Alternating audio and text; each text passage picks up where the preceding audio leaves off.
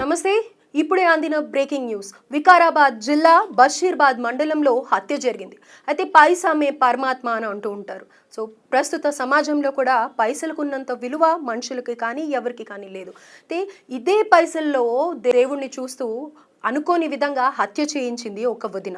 Yes, మీరు వింటున్నది నిజమే. వదిన మర్దిని అత్యంత దారుణంగా హత్య చేయించింది. ఈ ఘటన జరిగి 2-3 రోజులు అవుతుంది. అయితే మర్ది వాటా కూడా వాళ్ళకి కావాలి అన్న అత్యాశతో వదినే దగ్గరుండి హత్య చేయించింది. దీని గురించి పూర్తి వివరాలు తెలుసుకుందాం. ప్రస్తుతం ఫోన్ లైన్లో తేజ ఉన్నారు. ఎస్ మేడం, మరిదిని చంపితే అతని వాటా ఆస్తి తమకు వస్తుందని ఒక మహిళ అతి దారుణంగా ఒక హత్య అయితే చేయించింది. అంటే ఈ హత్యకు మొత్తం కూడా ఆమె సూత్రధారి అని చెప్పుకోవచ్చు. ఈ ఘటన బషీరాబాద్ వికారాబాద్ జిల్లాలో చోటు చేసుకుంది. ఇది జరిగి దాదాపు 2 రోజులు అవుతుంది. సో వికారాబాద్ జిల్లా బషీర్బాద్ మండలం నవల్గా గ్రామంలో ఈ ఘటన జరిగింది. సో పోలీసులు ఎవరైతే చనిపోయాడో వాళ్ళ కుటుంబ సభ్యులు తెలిపిన వివరాల ప్రకారం నవాల్గాకు చెందిన మాల శ్యామప్ప 39 సంవత్సరాలు. సో గ్రామ గేటు సమీపంలో హత్యకు గురయ్యాడు. అదే గ్రామానికి సంబంధించి గేటు దగ్గర అతను హత్యకు గురయ్యాడు. తర్వాత మంగళవారం ఉదయం అటుగా వెళ్లిన వారు గమనించి కుటుంబ సభ్యులకు సమాచారం ఇస్తే బషీర్బాద్ పోలీసులకి అక్కడ ఫిర్యాదు చేశారు. సో అసలు ఎందుకు ఈ రకంగా చనిపోయాడు, అతను ఎవరు చంపారు, అతన్ని చంపడానికి గల కారణాలు ఏంటి, అతనికి వేరే వాళ్ళతో ఏమైనా వ్యక్తిగత తగాదాలు ఉన్నాయా, లేకపోతే ఎవరితోనైనా గొడవ పెట్టుకున్నాడా, లేకపోతే ఎవరితోనైనా మద్యం సేవించిన సమయంలో అతన్ని ఎవరైనా హతమార్చి హత్య చేశారా? సో రకరకాలుగా వాళ్ళ కుటుంబ సభ్యులు గాని వాళ్ళ గ్రామానికి చెందిన వ్యక్తులు గాని వీళ్ళ ఈ రకంగా చర్చించుకున్నారు. అయితే ఇక్కడ ఆ కుటుంబ సభ్యులకి ఈ చర్చించే ఆ గ్రామస్తులకి కూడా ఒక చాలా పెద్ద ట్విస్ట్ గా అనిపించింది ఈ హత్య కేసులో. ముఖ్యంగా పోలీసులు కూడా చాలా ఆశ్చర్యపోయారు. ఎందుకంటే సొంత వదిన అంటే తల్లితో సమానం. అలాంటి వదిన అతన్ని హత్య చేపించింది.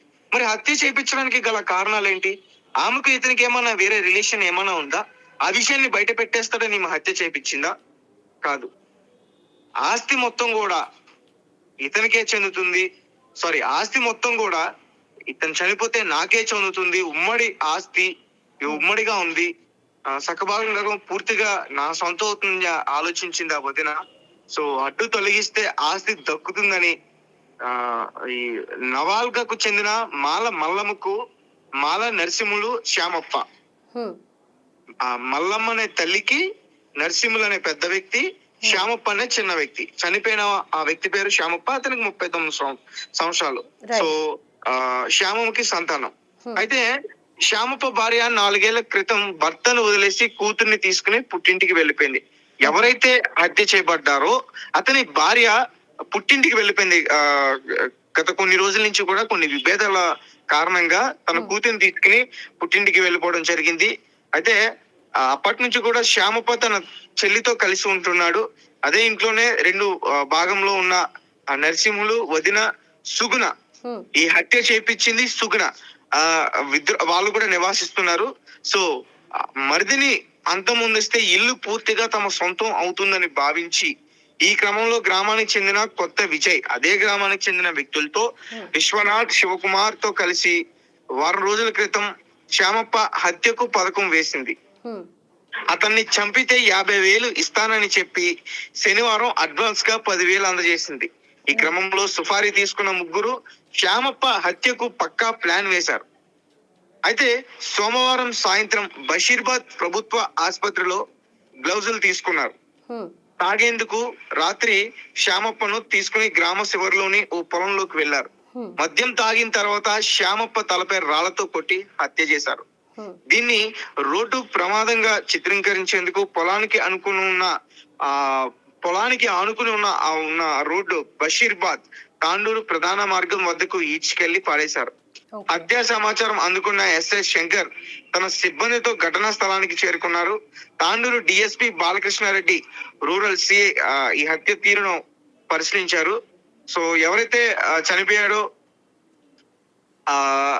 అతని తల్లి దగ్గర మల్లమ్మ, అతని సోదరి శ్యామమ్మను ఇద్దరిని కూడా విచారించి వివరాలు తెలుసుకున్నారు.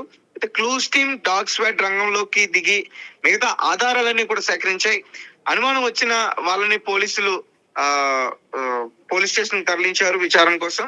సో హత్యకు సంబంధం ఉన్నట్లు గుర్తించిన ముగ్గురిని అదుపులోకి తీసుకుని విచారించగా వారు నేరాన్ని అంగీకరించినట్లు తెలుస్తుంది. సో ఈ హత్యకు సంబంధించిన పూర్తి వివరాలు మరి ఇంకా బుధవారం వెల్లడిస్తామని చెప్పేసి సిఐ అయితే మీడియాకి చెప్పారు. అయితే తేజ ఇక్కడ సుగుణాన్ని కూడా అరెస్ట్ చేశారా? సుగుణాన్ని అరెస్ట్ చేశారు. అసలు సుగుణ మీద అనుమానం వచ్చే సుగుణాన్ని తీసుకెళ్లి విచారిస్తే ఆ హత్య చేయించిన మిగతా వాళ్ళ గురించి చెప్తే వాళ్ళు చెప్పిన తర్వాత సో దీని వెనకాల సుగుణ సూత్రధారి, సుగుణ పాత్ర ఇందులో కీలకం అని పోలీసులు గుర్తించారు. రైట్. సుగుణ చెప్పిన తర్వాతే మిగతా వాళ్ళని కూడా అదుపులోకి తీసుకోవడం జరిగిందనమాట. రైట్. అవును. సో 50,000 కోసం ఒక వ్యక్తిని అతి దారుణంగా ఆ రాళ్లతో కొట్టి మరి చంపడానికి వాళ్ళకి చేతులు ఎలా వచ్చాయనేది తెలియదు. వాళ్ళ చెల్లి శ్యామమ్మ గాని వాళ్ళ అమ్మ మల్లమ్మ గాని సో చాలా తీవ్ర ఆవేదన చేస్తున్నారు. మరి ఇందులో భాగం నరసింహులకి ఉందా లేదా అంటే ఈ ఎవరైతే ఉన్నాడో శ్యామప్ప వాళ్ళ అన్న సుగుణ హస్బెండ్ ఇతనికి స్వయాన సొంత అన్న కాబట్టి మరి అతన్ని కూడా ఇందులో ఏమైనా పాత్ర ఉందా? అతను పక్కకు తప్పుకొని ఈవెన్ ముందు పెట్టి గేమ్ ప్లేయింగ్ మొత్తం ఈ గేమ్ ని ప్లాన్ చేసి ముందుకు నడిపిస్తున్నాడా అనే కోణంలో కూడా దర్యాప్తు జరుగుతుంది. అంటే దీనికి సంబంధించి సిఏ ఈ రోజు సాయంత్రం మరిన్ని వివరాలు 4 గంటలకి మీడియా సమావేశం ముందు మరిన్ని విషయాలు చెప్పే అవకాశం ఉంటుంది.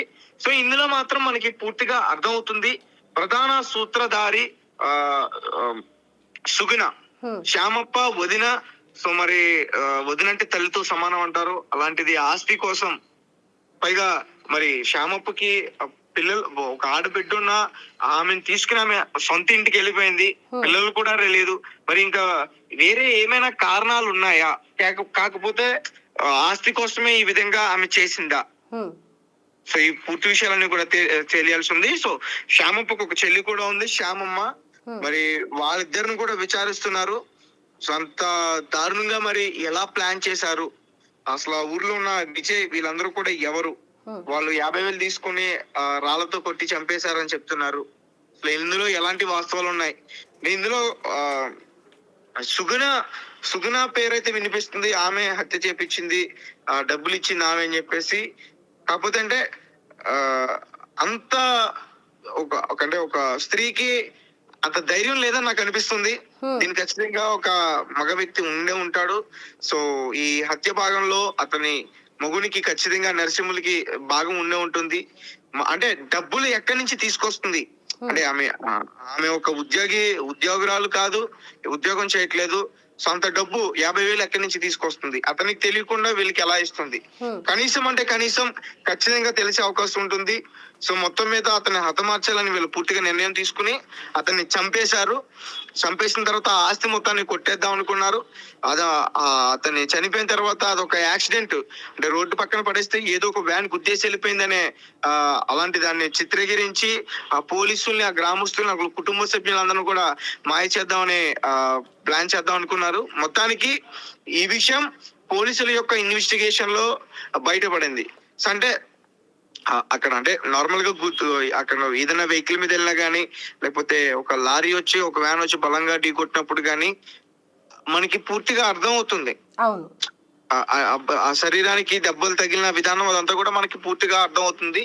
అంటే అతనికి కేవలం తలకి మాత్రమే గాయాలు అవ్వడం, అందులోకి clues team post mortem reports లో ఆశ్చర్యపోయే నిజాలు బయటపడడం. సో అప్పుడు ఇతన్ని అంటే ఒక యాక్సిడెంటల్ గా చనిపోయింది, మరణం అయితే కాదు. ఇతన్ని ఎవరో హతమార్చి హత్య చేశారు, బలంగా రాళ్లతో కొట్టారు అనే రిపోర్ట్స్ బయటకు వచ్చిన తర్వాత పోలీసులు వాళ్ళ యొక్క ఇన్వెస్టిగేషన్ స్టార్ట్ చేశారు. ఇన్వెస్టిగేషన్ స్టార్ట్ చేసిన తర్వాత ఈ నిజాలన్నీ కూడా బయటపడ్డాయి. సో మొత్తం అక్కడంతా కూడా చాలా కలకలం రేపింది ఈ హత్య. గ్రామస్తులందరూ కూడా చాలా భయాందోళనకి గురయ్యారు. ఈ విధంగా మన ఊర్లో ఉండి తనతో పాటే తిరిగే స్నేహితుడిని కేవలం ఒక 50,000 కోసం హత్య చేశారు అంటే వాళ్ళందరూ కూడా చాలా ఆశ్చర్యపోతున్నారు. మొత్తానికి వాళ్ళని పోలీసులైతే అదుపులో తీసుకున్నారు, రిమాండ్ తరలిస్తున్నారు. సో మరిన్ని వివరాలు మనకి సాయంత్రం 4 గంటలకి పోలీసులు చెప్పే అవకాశం ఉంది. Right, thank you Teja. So వదిన అంటే తల్లి తర్వాత తల్లి, మరిది అంటే ఇంట్లో తన సొంత బిడ్డల కంటే ముందు కూడా కొడుకుగా భావిస్తూ ఉంటారు. అలాంటి వదినే మృత్యుని తీసుకొని వచ్చి మర్డర్ చేసింది అంటే నిజంగా ఇది నమ్మలేని నిజంగా ఉంది. అండ్ ప్రస్తుత సమాజంలో కూడా డబ్బుల కోసం ఎంతకైనా తెగిస్తారు అన్న దానికి నిదర్శనంగా ఉంది ఈ హత్య కేసు. అలాగే నిజం నిప్పు లాంటిది అని అంటూ ఉంటారు కదా. సో మనం ఎంత తప్పు చేసినా కానీ బయట ప్రపంచానికి తెలీదు, ఎవరు చూడట్లేదు అనుకోవడం అది మన పొరపాటే అవుతుంది. ఇప్పుడు కాకపోతే ఇంకొకసారి అయినా సరే చట్టం ముందు అందరూ దోషులే, అందరినీ శిక్షించేస్తుంది. కాబట్టి డెఫినెట్గా మీరు ఒక పని చేసే ముందు 1-2 సార్లు చూడండి. ఆస్తి కోసం ఇలాంటి ఏవి చేసినా కానీ అవి ఎక్కువ రోజులు ఉండవు. పైగా సుగుణ ఇక్కడ చేసిన తప్పేంటి అంటే కనుక ప్రధానంగా చూసినట్టయితే కిరాయి గుండాలని పెట్టించడం, ముందుగానే స్కెచ్ వేయడం, ఇదంతా సినిమా మాదిరిగా ఉంది. అసలు నిజం చెప్పాలంటే ఈ రోజుల్లో సినిమాలు చూసి ప్రభావితం అవుతున్నారు అనే దానికంటే కూడా